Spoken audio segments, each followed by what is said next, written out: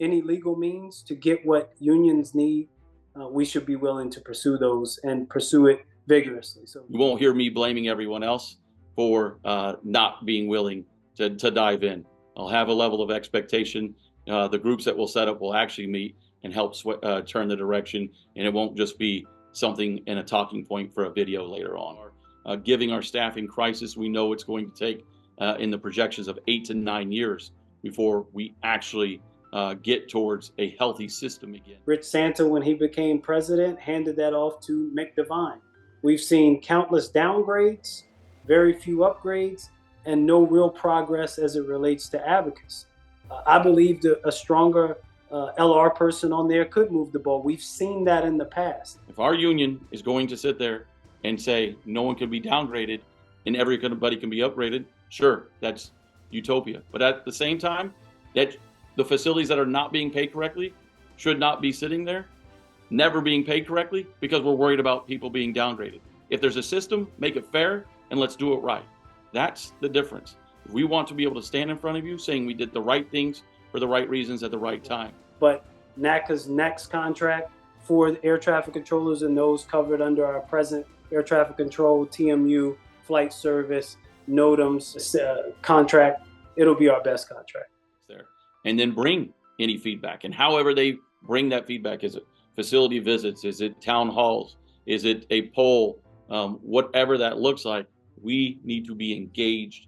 Executive orders that immediately upon opening a CBA strip 77 of our articles.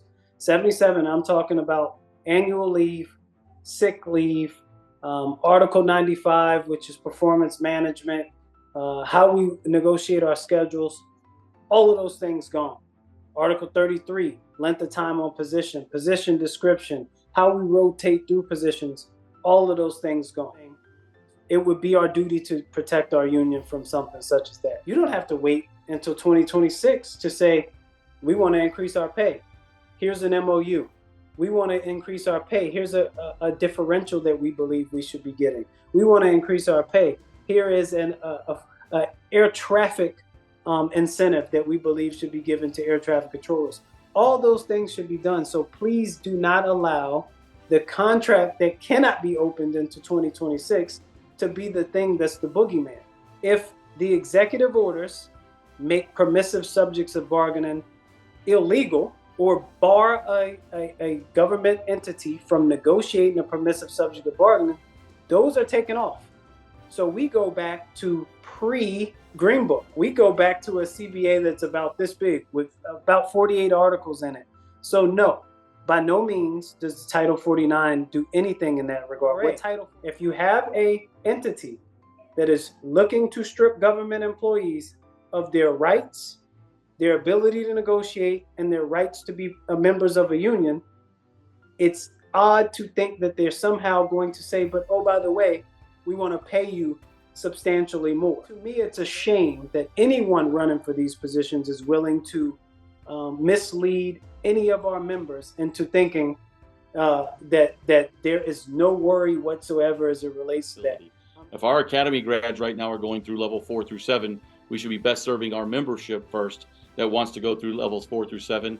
And then we know our 8s and 9s are inherently stuck as well. We need to change our mindset and show the agency through data and working from there that our 8s and 9s, we can't sit at facilities that usually take around 2 years to 3 years to certify, that we're going to just place 1 to 2 bodies in there. We have to increase the number of vacancies so that way they can retain and they can still release people to 10s, 11s, and 12s. If you increase their vacancy rates to 125% instead of just the 85% being the new 100% as it exists right now, that will create more opportunity.